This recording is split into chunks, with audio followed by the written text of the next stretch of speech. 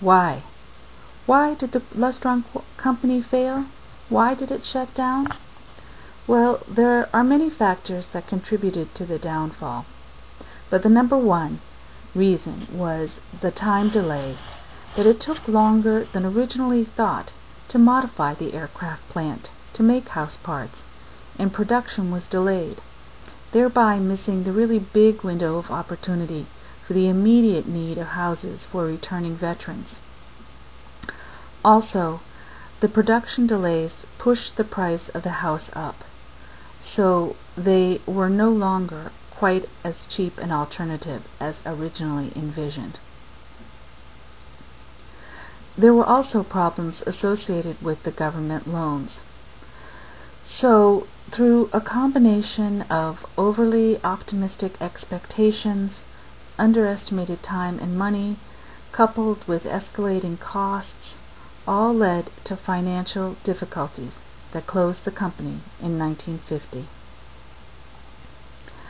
So, about 2,680 Lustron homes were built, and they are in about 30 states. Out of the surviving 1,990, around 410 are in the state of Illinois. Illinois has the largest number of Lustrons of any state in the entire country. So, the Lustrons of Macomb, putting them in the picture. What was housing in Macomb like after the war? The housing situation in Macomb after the war was the same as almost everywhere. There was a serious lack of housing for returning veterans. For Macomb, there was an added factor. Not only ex-servicemen were returning to their hometown, but also there was the addition of veteran students attending Western Illinois University on the GI Bill. This meant an increase of population that exceeded available housing, both on the WIU campus and in the city. On campus, to deal with increased student enrollment, the university brought in used portable Army barracks from the Rosencrantz Airfield at St. Joseph, Missouri, and Camp Custer, Michigan, during 1946. 1946 was the largest enrollment in Western Illinois University's history. Nearly 1,200 students enrolled.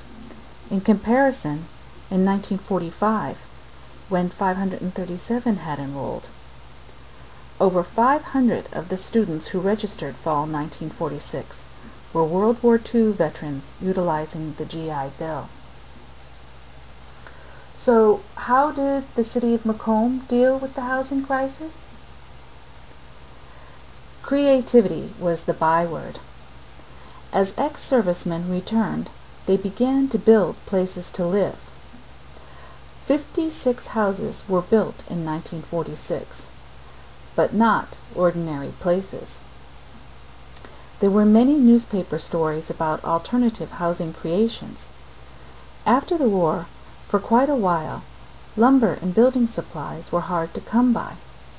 So, veterans wanting to build became creative.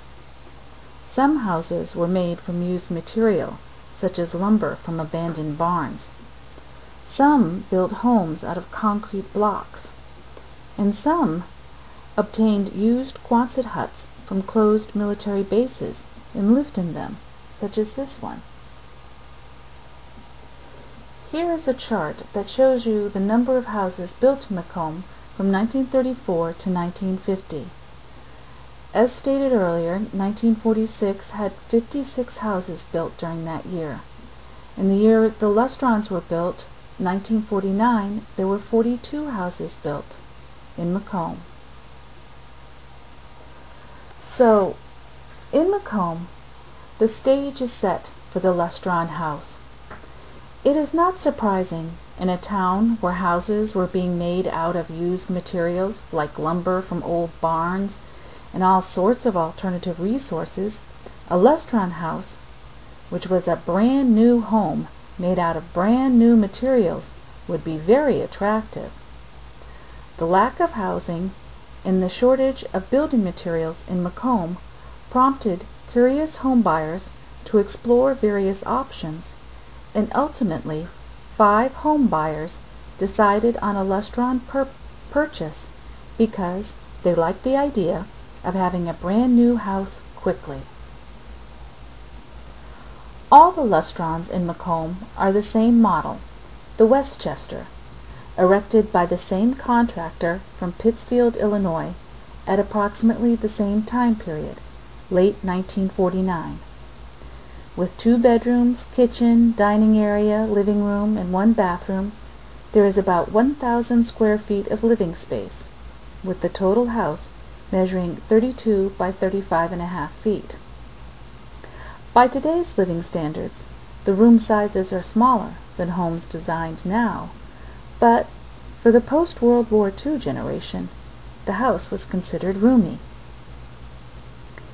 Here is a view of the living room. This is from an advertising brochure. Here is an advertisement explaining how easy it was to maintain the Lustron house. You could just spray the exterior with a garden hose and the outside of your house was sparkling clean. Notice, you can even do it in your high heels.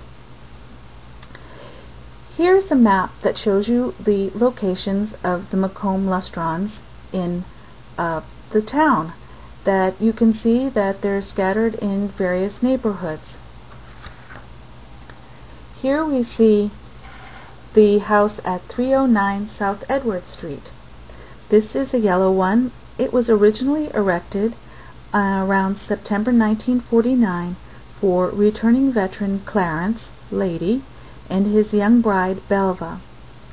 Belva still lives here to this day.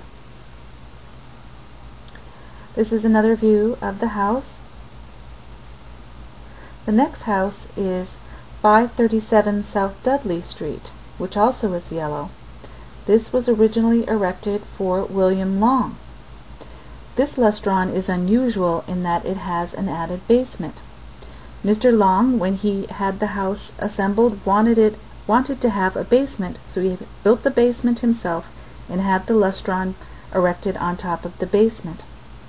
There are only 40 Lustron houses in the entire country that have basements, and there are only 8 in Illinois. Here's a side view where you can see the front entrance. Here is a view of the interior of the house on Dudley Street, and you can see here the built-in bookcase in the living room. The design of the Lustron was innovative and filled with modern features. It had an open floor plan, and there was a huge quantity of built-ins incorporated in the design, such as these bookshelves in the living room. Here is the view of the china cabinet in the dining area. This is a look at a close-up of a drawer pull. You can see here the modern design. The design of the Lustron was all-inclusive. Doors, windows, blinds, light fixtures, even the doorbell, all were included. Here is the original light fixture in the hallway of the house on Dudley Street. Not every design feature of the Lustron was such a great idea. Here you see an advertisement for a feature that was included in the kitchen, the combination dishwasher clothes washer, the Thor Auto Magic. It was said that you would have time galore to accomplish more things with a Thor Auto Magic sink. Unfortunately, this feature did not work out as well as hoped, and most Lustron owners removed them almost immediately because they didn't really work very well.